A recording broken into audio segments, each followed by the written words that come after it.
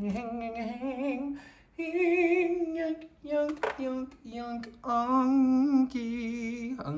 da da dang dang, anki da dang dang, da da dang dang, anki da doo dee, doo dee doo doo doo dee doo doo dee dee doo.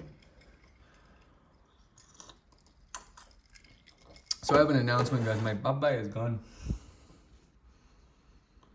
So, what's it gonna be, guys? What are we gonna do? It's gonna be a random thing because randomize is winning right now, and then it's your decision about what it's gonna be. I mean, you are the guiding light on this. You're the one who's ultimately making this decision. It kind of has nothing to do with me. So whenever you're ready, you let me know. Keep in mind, there's a big prize on the line. If you do get it right, there is a lot riding on this. So, but my bye-bye is gone. So let me know, guys. Where is your head at? What are you thinking? Who are you thinking? Which one are you thinking? What works for you? What works for you? You let me know. You just let me know. That's all I need. Just let me know.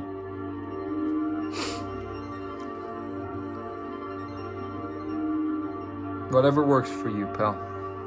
You think I care what you vote for? No, I just want you to get it right so that you can get a prize. That's all I want. I want you to get it right so you can get a prize. That's what I want. Seriously, that's all I want for you, is for you to get it right. Okay? So why don't you go ahead and do that while I sip on my Coca-Cola. It's actually not Coca-Cola, it's just cola.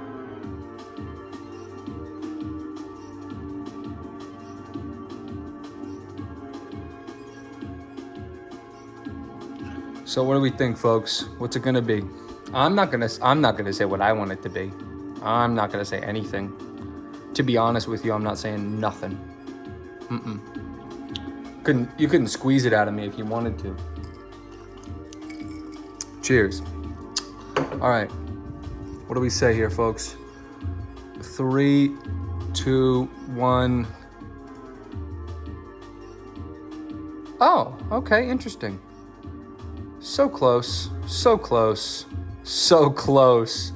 I mean, listen, let me tell you something right now. With the games that we can play right now, currently in our midst, this is almost the order for me.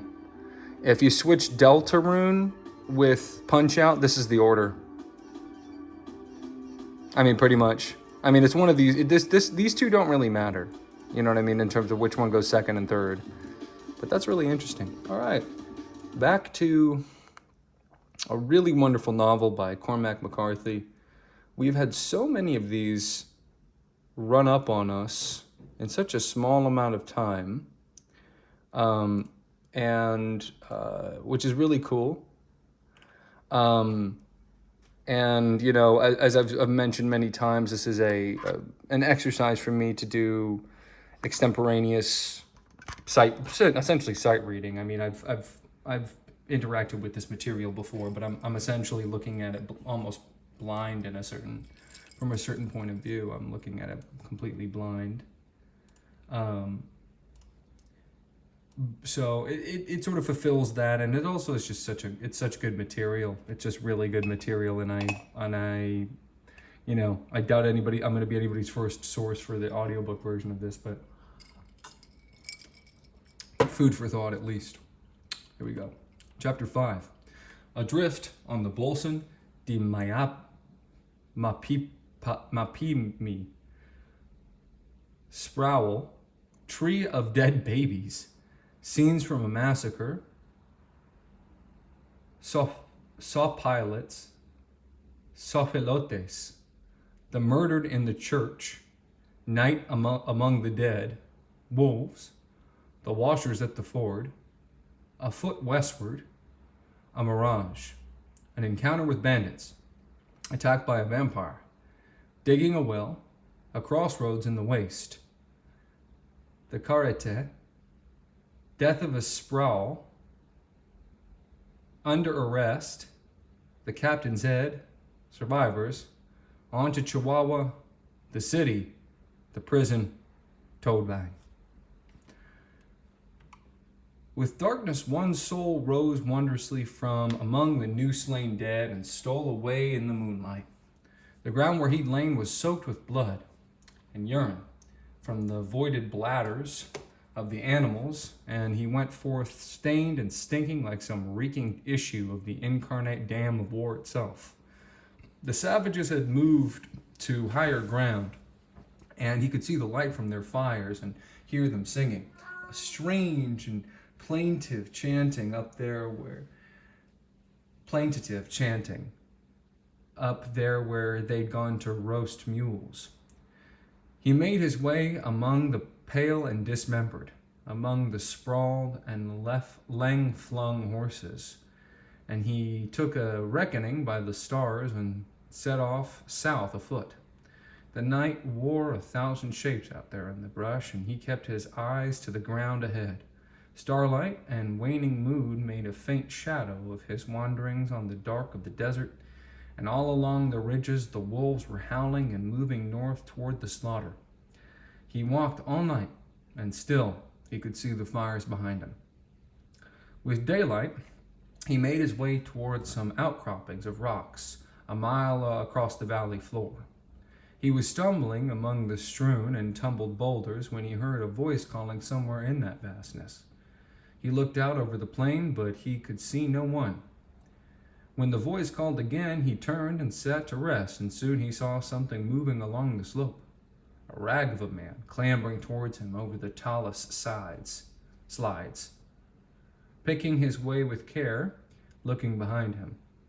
The kid could see that nothing followed. He wore a blanket over his shoulders, and his shirt sleeve was ripped and dark with blood, and he carried that arm against him with his other hand. His name was Sproul. 8 of them had escaped. His horse had carried off several arrows, and it caved under him in the night, and the others had gone on, the captain among them. They sat side by side among the rocks and watched the day lengthen on the plain below. "Did you not save any of the possibles?" Sproul said. The kid spat and shook his head. He looked at Sproul. "How bad's your arm?" He pulled it to him. "I've seen worse," he said. They sat looking over those reaches of sand and rock and wind. "What kind of Indians was them?" "I don't know." Sproul coughed deeply into his fist.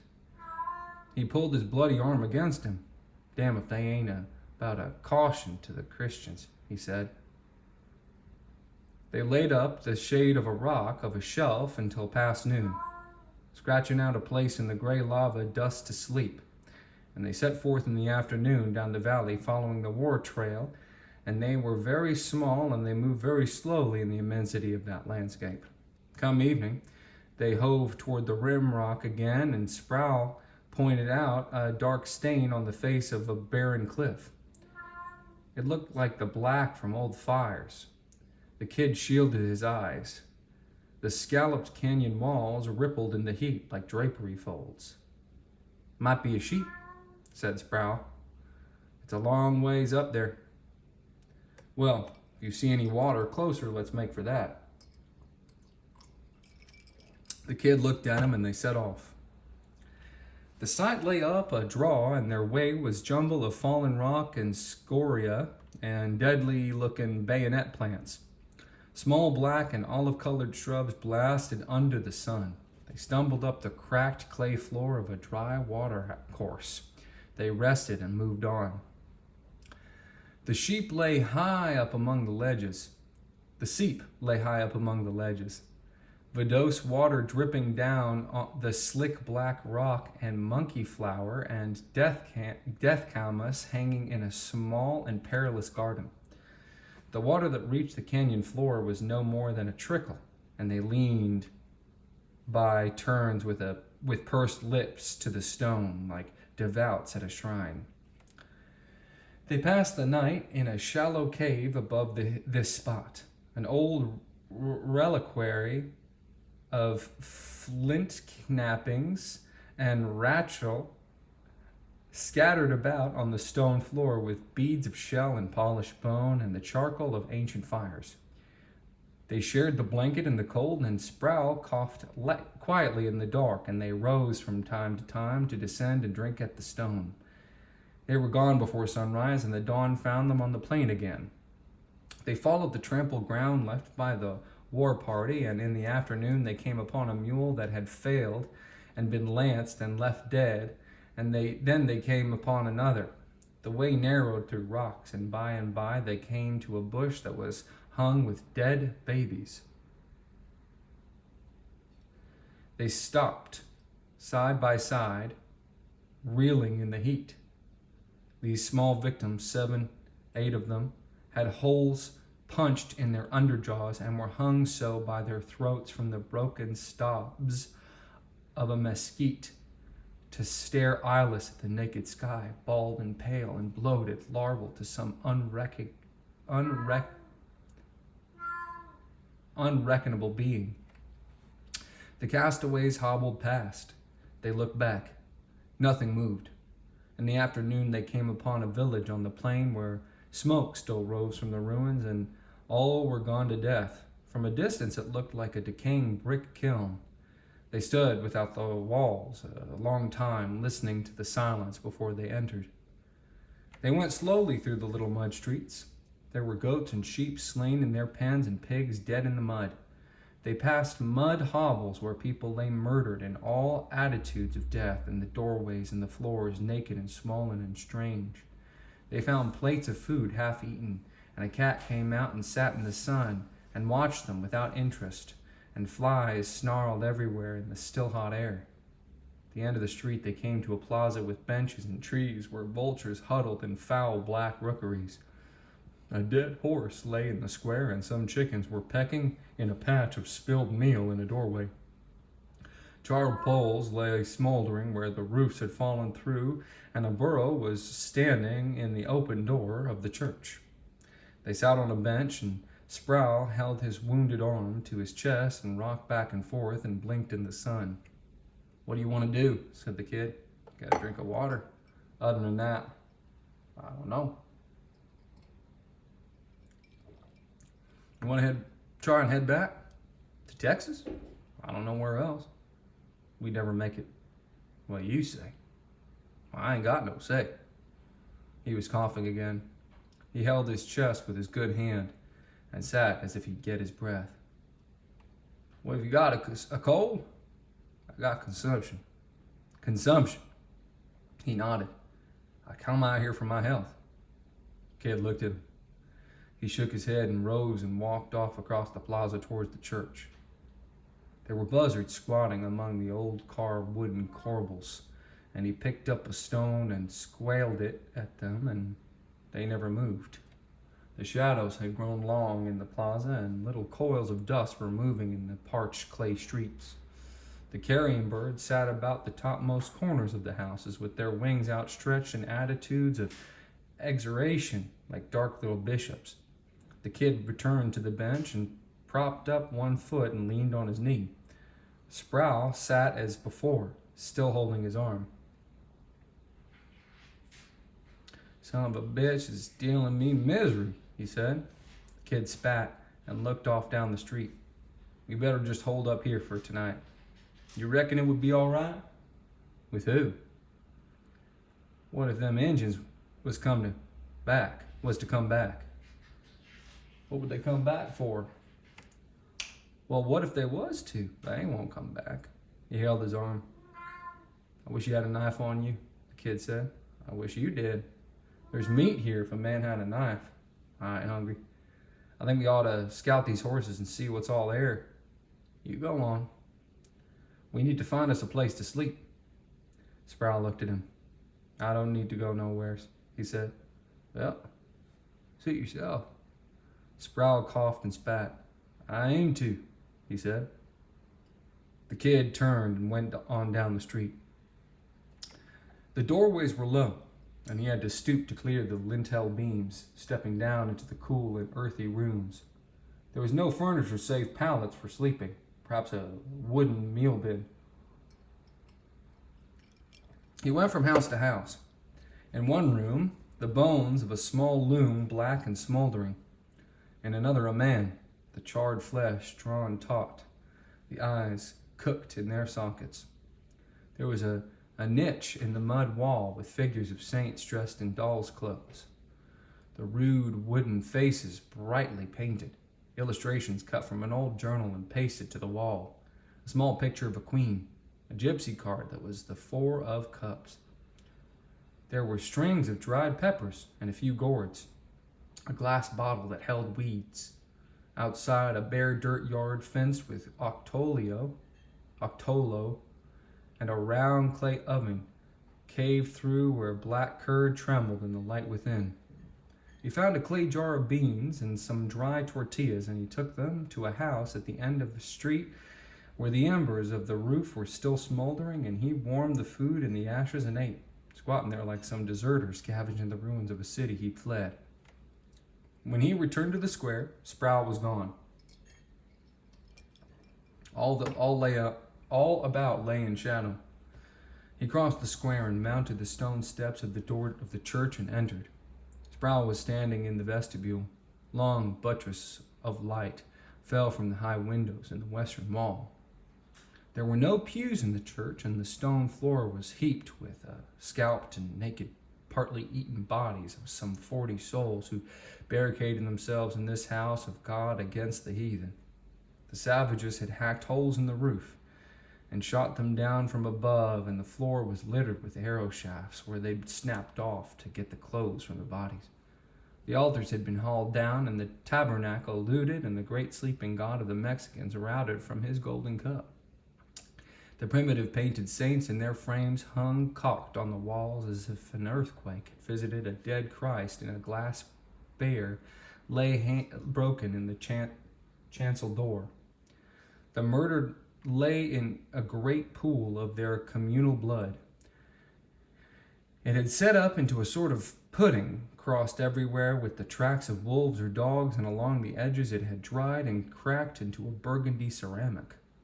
Blood lay in dark tongues on the floor, and blood grouted in the flagstones and ran in the vestibule where the stones were cupped from the feet of the faithful and their fathers before them, and it had threaded its way down the steps and dripped from the stones among the dark red tracks of the scavengers.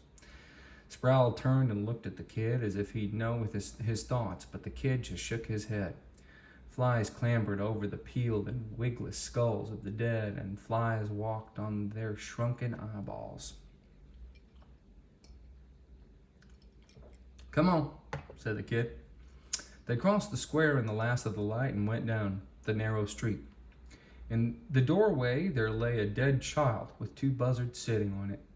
Sproul shooed his good hand at the buzzards, and they batted and hissed and flapped clumsily, but they did not fly. They set forth in the morning with first light, while wolves slank from the doorways and dissolved in the fog of the streets. They went by the southwest road the way the savages had come. A little sandy stream, cottonwoods, 3 white goats. They waded a ford where women lay dead at their wash. They struggled all day across the terra damnata of smoking slag, passing from time to time the bloated shapes of dead mules or horses. By evening they had drunk all the water they carried. They slept in the sand and woke in the cool early morning dark, and went on as they walked in the cinderland till they were near to fainting. The afternoon they came upon a carreta in the trace, tilted on its tongue, the great wheels cut from rounds of a cottonwood trunk and pinned to the axle trees with tendons. They crawled under it for shade and slept until dark and went on. The rind of a moon that had been in the sky all day was gone, and they followed the trail through the desert by starlight. The Pleiades straight overhead, and they very small, and the great bear walking the mountains to the north. "My arm stinks," said Sproul. I said, "My arm stinks. You want me to look at it?" "What for? Can't do nothing for it." "Well, you suit yourself." "I claim to," said Sproul. They went on. Twice in the night they heard a little prairie viper's rattle among the scrub, and they were afraid. With the dawn, they were climbing among shale and whinstone under the wall of a dark monocline where the turrets stood like basalt prophets, and they passed by the side of the road. Little wooden crosses propped in cairns of stone where travelers had met with death. The road winding up among the hills, and the castaways laboring upon the switchbacks, blackening under the sun, their eyeballs inflamed and the paint and spectra racing out at the corners, climbing up through the octillo and prickly pear where the rocks trembled and sleared in the sun, rock and no water and the sandy trace, and they kept watch for any green thing that might tell of water, but there was no water.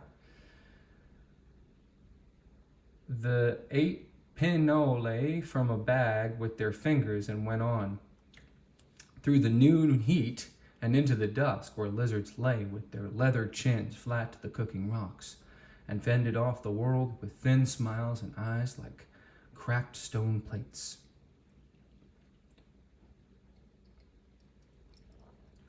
They crested the mountain at sunset, and they could see for miles. An immense lake lay below them, with the distant blue mountains standing in the windless span of water and the shape of soaring hawk and trees that shimmered in the heat, and a distant city very white against the blue and shaded hills. They sat and watched. They saw the sun drop under the jagged rim of the earth to the west, and they saw it flare behind the mountains, and they saw the face of the lake darken and the shape of the city dissolve upon it. They slept among the rocks face up like dead men, and in the morning when they rose there was no city and no trees and no lake, only a barren dusty plain. Sproul groaned and collapsed back among the rocks. Kid looked at him. There were blisters along his lower lip and his arm through his ripped shirt, and it was swollen. Something foul had seeped through among the darker blood stains. He turned back and looked out over the valley. "Yonder comes somebody." Sproul didn't answer. The kid looked at him. "I ain't lying," he said. "Injun," said Sproul. "Ain't it?" "I don't know. Too far to tell." "Well, what do you aim to do?" "I don't know." "What happened to the lake?" "I couldn't tell you." "We both saw it." "People see what they want to see." "And how come I ain't seen it now? I sure as hell want to."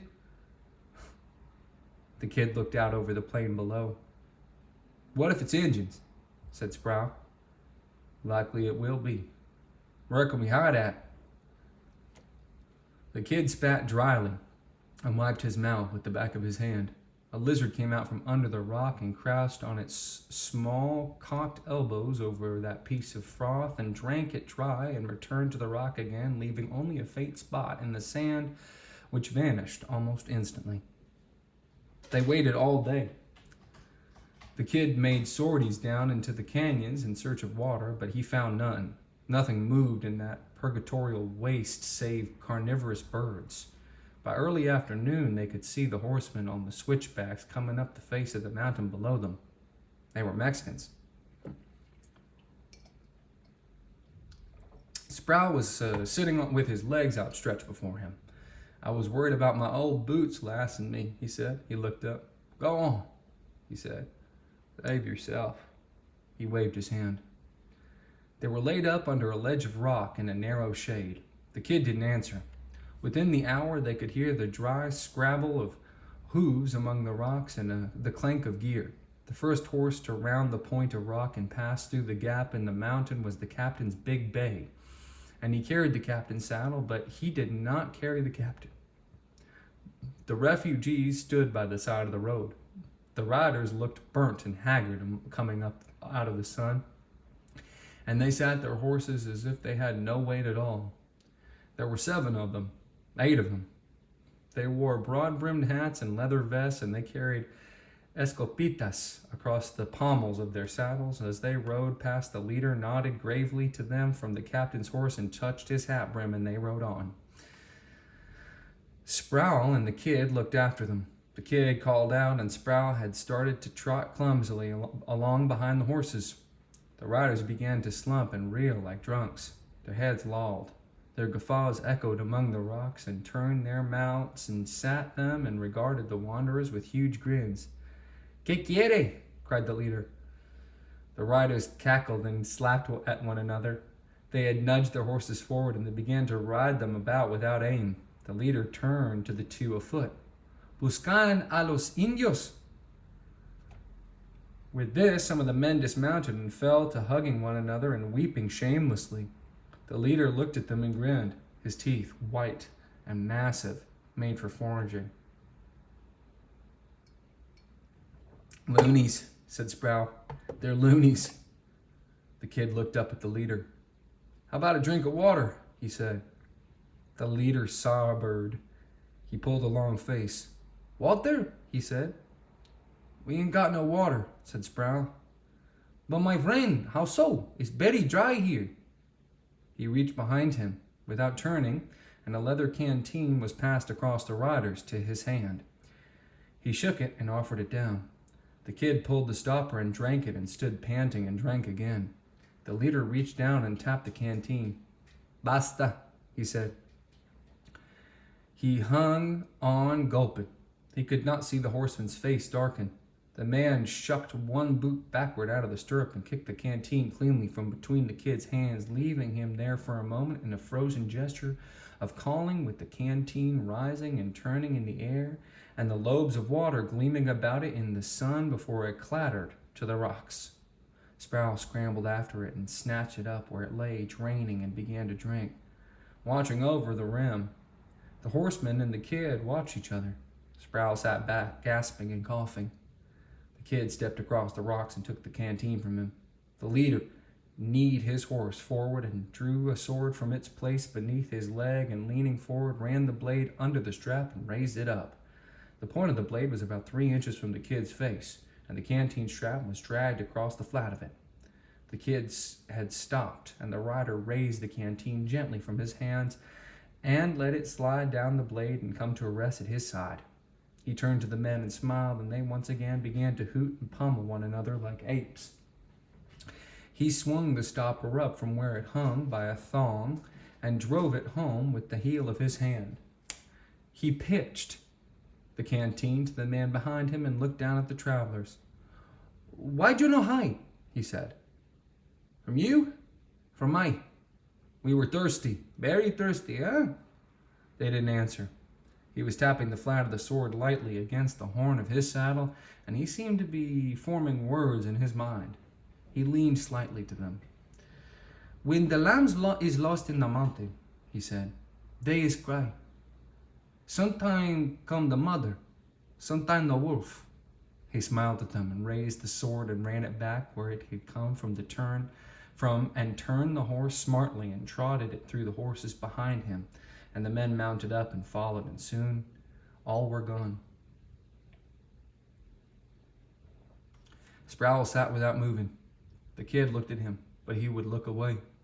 He was wounded in an enemy country far from home, and although his eyes took in the alien stones about, yet the greater void beyond seemed to swallow up his soul. They descended the mountain, going down over the rocks with their hands outheld before them and their shadows contorted on the broken terrain like creatures seeking their own forms. They reached the valley floor at dusk and set off across the blue and cooling land. The mountains to the west, a line of jagged slate set endwise in the earth, and the dry weeds healing and twisting in a wind sprung from nowhere. They walked on into the dark, and they slept like dogs in the sand, and had been sleeping so when something black flapped up out of the night ground and perched on Sproul's chest. Fine finger bones stayed in the leather wings with which it steadied as it walked upon him. A wrinkled pug face, small and vicious, bare lips crumpled in a horrible smile, and teeth pale blue in the starlight. It leaned to him. It crafted its neck 2 narrow grooves, and folding its wings over him, it began to drink his blood. Not soft enough. He woke, put up a hand. He shrieked, and the bloodbath flailed and sat back on his chest and righted itself again and hissed and clicked its teeth. The kid was up and had seized a rock, but the bat sprang away and vanished in the dark. Sproul was clawing at his neck, and he was gibbering hysterically. And when he saw the kid standing there looking down at him, he held out to him his bloodied hands as if in accusation, and then clapped them to his ears and cried out what seemed he himself would not hear, a howl of such outrage as to stitch a caesura in the pulse beat of the world. But the kid only spat into the darkness of the space between them. "I know you're kind," he said. "What's wrong with you is wrong all the way through." In the morning, they crossed a dry wash, and the kid hiked up looking for a tank or a hole, but there was none. He picked out a sink in the wash and fell to digging with a bone, and after he had dug some 2 feet into the sand turned damp, and then a little more, and a slow seep of water began to fill into the furrows he dredged with his fingers. He took off his shirt and pushed it down into the sand and watched it darken, and he watched the water rise slowly among the folds of cloth until there was perhaps a cupful, and then he lowered his head into the excavation and drank. Then he sat and watched it fill again. He did this for over an hour. Then he put on the shirt and went back down the wash. Sproul didn't want to take off his shirt. He tried sucking up the water and he got a mouthful of sand. Why don't you let me use your shirt?" he said. The kid was squatting in the dry gravel of the wash. "Suck on your own shirt," he said. He took off the shirt. It stuck to the skin, and a yellow pus ran. His arm was swollen to the size of his thigh, and it was garishly discolored, and small worms worked in the open wound. He pushed the shirt down to the hole and leaned and drank. In the afternoon, they came to a crossroads. What else to call it? A faint wagon trace that came out from the north and crossed their path and went on to the south. They stood scanning the landscape for some guidance in that emptiness. Sproul sat where the tracks crossed and looked out from a great cave in his skull where his eyes lay. He said that he would not rise. "Yonder's a lake," said the kid. He would not look. It lay shimmering in the distance, its edges rimmed with salt. The kid studied it and studied the roads. After a while, he nodded towards the south. "I believe this is the most traveled." "It's all right," said Sproul. "You go on. You suit yourself." Sproul watched him set off, and after a while he rose and followed. They had gone perhaps 2 miles when they stopped to rest. Sproul sitting with his legs out and his hands on his lap, and the kid squatting a little ways from him, blinking and bearded and filthy in their rags. "Does that sound like thunder to you?" said Sproul. The kid raised his head. "Listen." The kid looked at the sky, pale blue, unmarked save where the sun burned like a white hole. "I can feel it in the ground," said Sproul. "It ain't nothing. Listen." The kid rose and looked about. To the north, a small movement of dust. He watched it. It did not rise, nor did it blow away. It was a carreta, lumbering clumsily over the plain, a small mule to draw it. The driver may have been asleep. When he saw the fugitives in the trace before him, he halted the mule and began to saw it around and go back, and he did not get it turned, but by then the kid had seized the raw leather head stall and hauled the animal to a standstill. Sproul came hobbling up. From the rear of the wagon, 2 children peered out. They were so pale with dust, their hair so white and faces pinched, they looked like little gnomes crouched there. At the sight of the kid before him, the driver shrank back, and the woman next to him set up a high, shrill chittering and began to point from one horizon to the other. But he pulled himself up into the bed of the cart, and Sproul came dragging after, and they lay staring up at the hot canvas tarp while the 2 waifs drew back into the corner and watched black-eyed as wood mice, and the cart turned south again and set off with a rising rumble and clatter. There was a clay jar of water hung up by a thong from the bow stay, and the kid took it. down and drank it and gave it to Sproul. Then he took it back and drank the rest. They lay in the floor of the cart among old hides and spills of salt, and after a while they slept. It was dark when they entered the town. The jostle of the cart ceasing was what woke them. The kid raised himself up and looked out. Starlight in a mud street, the wagon empty. The mule wheezed and stamped in the traces. After a while, the man came from the shadows and led them along a lane into a yard, and he backed the mule until the cart was alongside a wall, and then he unhitched the mule and led it away. He lay back in the tilted cart bed. It was cold in the night, and he lay with his knees drawn up under a piece of hide that smelled of mold and urine, and he slept and woke all night, and all night dogs barked, and in the dawn cocks called, and he heard horses on the road. In the first gray light, flies began to land on him. They touched his face and woke him, and he brushed them away. After a while, he sat up. They were in a barren, mud-walled courtyard, and there was a horse made of reeds and clay. Chickens stepped about and clucked and scratched. A small boy came from the house and pulled down his pants and shat in the yard, and rose and went in again. The kid looked at Sproul. He was lying with his face to the wagon boards. He was partly covered with his blanket, and flies were crawling on him. The kid reached to shake him. He was cold and wooden. The flies rose. Then they settled back. The kid was standing by the cart pissing when the soldiers rode into the yard. They seized him and tied his hands behind him, and they looked in the cart and talked among themselves, and then they led him out into the street. He was taken to an adobe building and put in an empty room. He sat on the floor while a wild-eyed boy with an old musket watched him. After a while, they came and took him out again. They led him through the narrow mud streets, and he could hear music like a fanfare growing the louder. First children walked with him, and then old folk, and finally a throng of brown-skinned villagers all dressed in white cotton like attendants in an institution. The women in dark rebozos, some with their breasts exposed, their faces stained red with an almarghe, smoking small cigars. Their numbers swelled, and the guards with their shouldered fusils frowned and shouted at the jostlers, and they went on along the tall adobe wall of a church and into the plaza.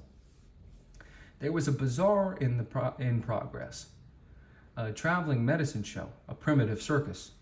They passed stout willow cages clogged with vipers, with great lime green serpents from some more southerly latitude, or beaded lizards with their black mouths wet with venom. A reedy old leper held up handfuls of tapeworms from a jar for all to see and cried out in his medicines against them, and they were pressed about by other rude apothecaries and by vendors and merchants until all came at last before a trestle whereon stood a glass carboy of clear mescal. In this container, with hair afloat and eyes turned upward in a pale face, sat a human head. They dragged him forward with shouts and gestures. "Mire, mire!" they cried. He stood before the jar, and they urged his consideration of it, and they tilted it around so that the head should face him. It was Captain White. Lately, at war among the heathen, the kid looked into the drowned and sightless eyes of his old commander. He looked about at the villagers and at the soldiers, their eyes all upon him. He spat and wiped his mouth. "He ain't no kin to me," he said.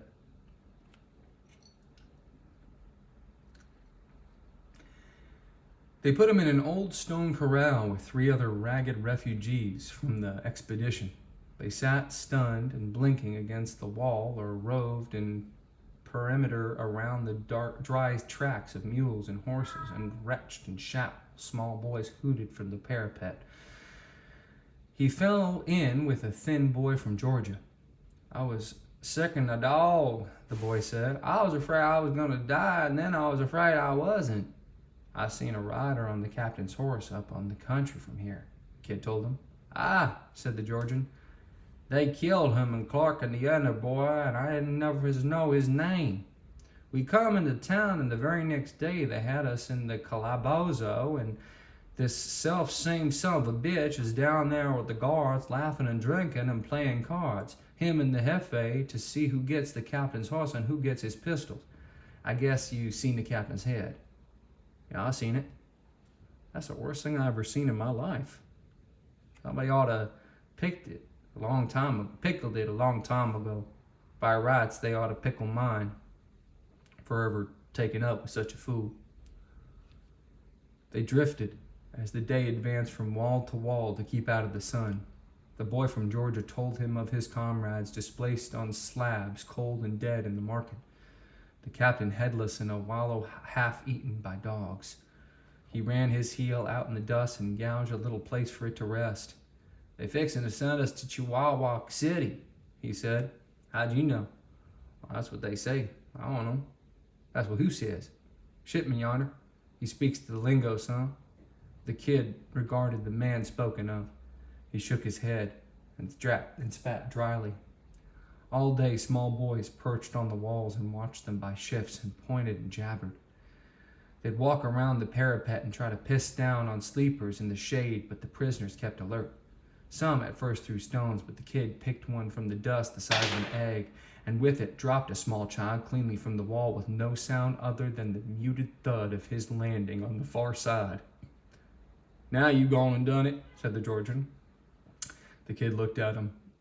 They'll be in here with whips, and I don't know what all. The kid spat.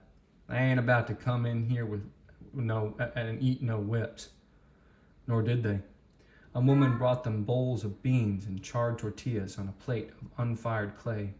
She looked harried and she smiled at them, and she had smuggled them sweets under her shawl, and there were pieces of meat in the bottom of the bowls that had come from her own table. 3 days later, mounted on little melandered mules, they set out for the capital, as foretold.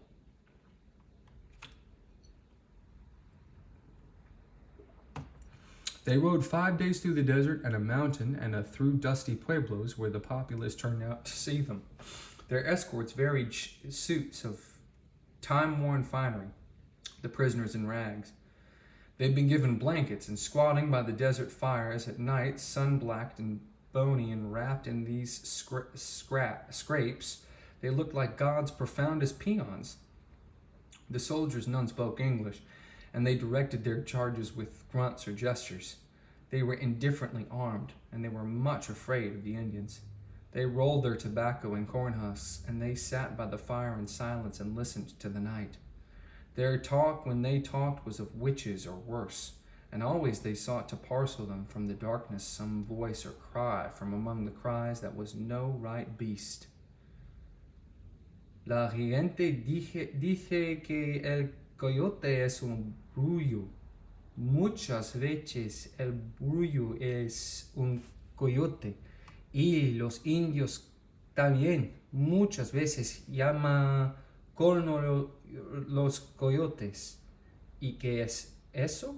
Nada, un tecolote, nada más. Quizás.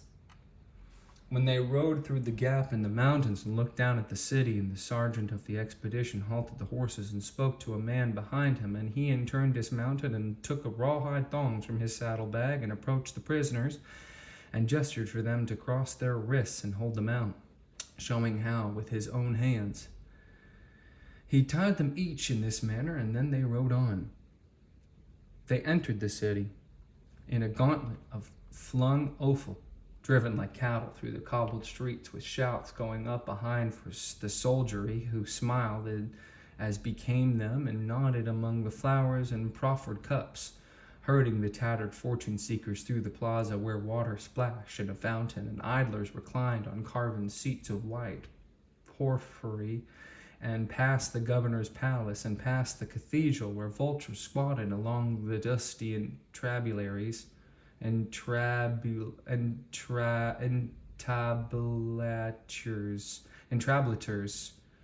among the niches in the carved facade, hard by the figures of Christ and the apostles. The birds holding out their own dark vestments in postures of strange benevolence, while about them flapped on the wind the dried scalps of slaughtered Indians, strung on cords. The long dull hair swinging like filaments of certain sea foams, and the dry hides clapping against the stones. They passed old alms seekers by the church door, with their seamy palms outheld, and maimed beggars sad-eyed in rags, and children asleep in the shadows with flies walking their dreamless faces. Dark coppers in clakdish, the shriveled eyes of the blind.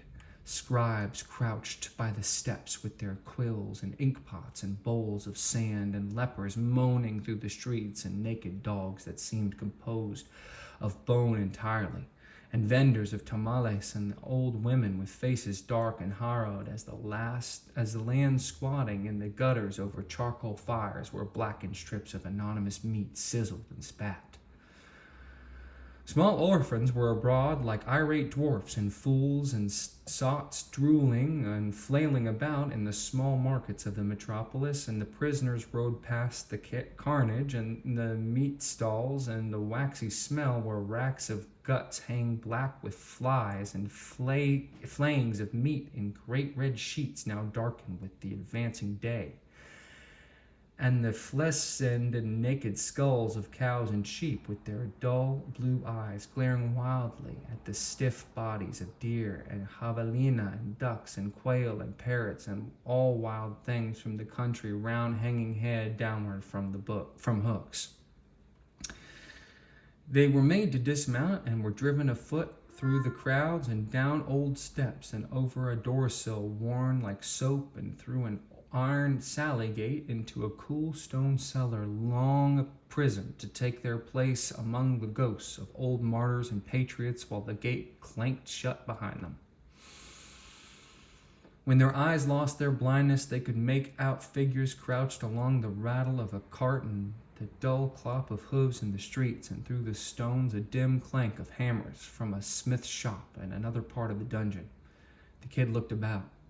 Blackened bits of candlewick lay there and here, and pools of dirty grease on the stone floor, and strings of dried spittle hung from the walls. A few names scratched where the light could find them out. He squatted and rubbed his eyes. Someone in underwear crossed before him to a pail in the center of the room and stood and pissed. This man then turned and came his way. He was tall and wore his hair to his shoulders. He shuffled through the straw and stood looking down at him. "You don't know me, do ye?" he said. The kid spat and squinted at him. "I know you," he said. "I'd know your hide in a tan yard." I guess that's Toadvine. And a big thank you to Bingo Panda for saying good job. Yep, this is tough, doing this, and there's a lot of words that I've only ever read to myself. Some of them I don't even know, and I'm able to read them without even ever seeing them once and stuff. And so I just really appreciate the compliment and everything, especially with like Lucy running around and making all this fuss. Yeah, it's just really nice. And thank you so much for your encouragement. I appreciate you so much, bro. Thank you. You're my inspiration.